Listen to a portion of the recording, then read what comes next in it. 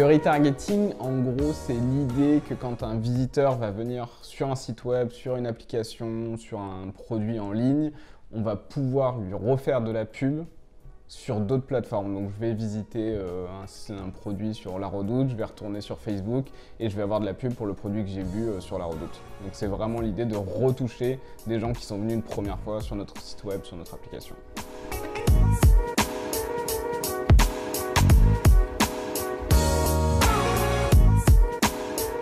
Alors le retargeting, c'est hyper puissant parce qu'on sait, c'est connu depuis des années, il n'y a rien de neuf là-dedans, 90 voire 95% des gens qui viennent sur votre site la première fois ne vont pas convertir, ils ne vont pas s'inscrire, ils ne vont pas acheter le produit.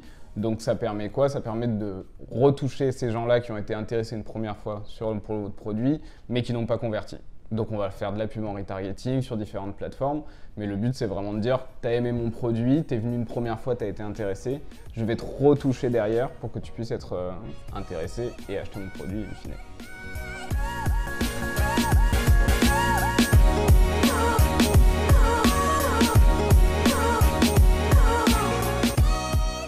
Alors, pour faire du retargeting, il y a beaucoup de plateformes. Les principales, c'est Facebook, Twitter, LinkedIn, Google Ads, Pinterest, Quora. Donc en fait, c'est toutes les plateformes qui ont un gros nombre d'utilisateurs.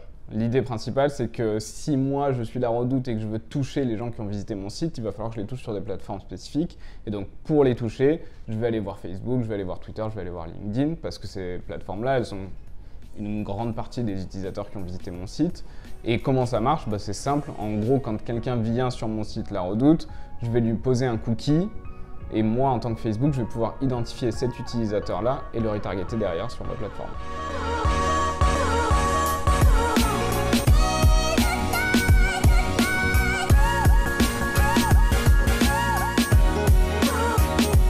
Oui, oui, c'est privacy compatible. Ce qu'il faut savoir, c'est que quand on est une plateforme, donc je reprends toujours mon exemple, je suis La Redoute, je vais demander à une plateforme externe de faire du retargeting, donc de retoucher mes utilisateurs, mais moi en tant que La Redoute, je ne sais pas qui Facebook va retoucher. Donc en fait, je vais dire à Facebook, voilà mes utilisateurs, je ne les connais pas, toi tu les connais, ça veut dire que je veux que tu leur affiches de la pub.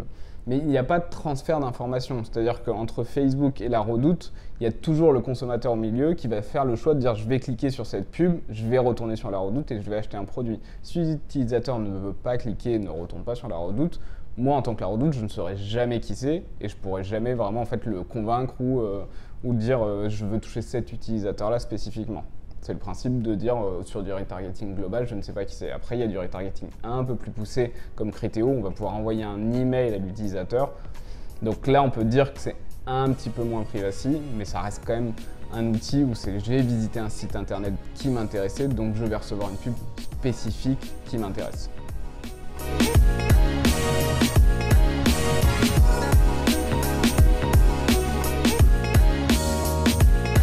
Il n'y a pas vraiment de secteur où le retargeting est beaucoup plus puissant que d'autres.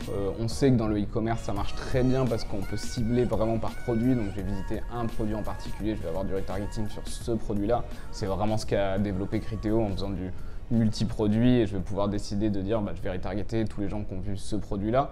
Mais de manière globale, je suis un outil SaaS, je suis un magazine, je suis un blog.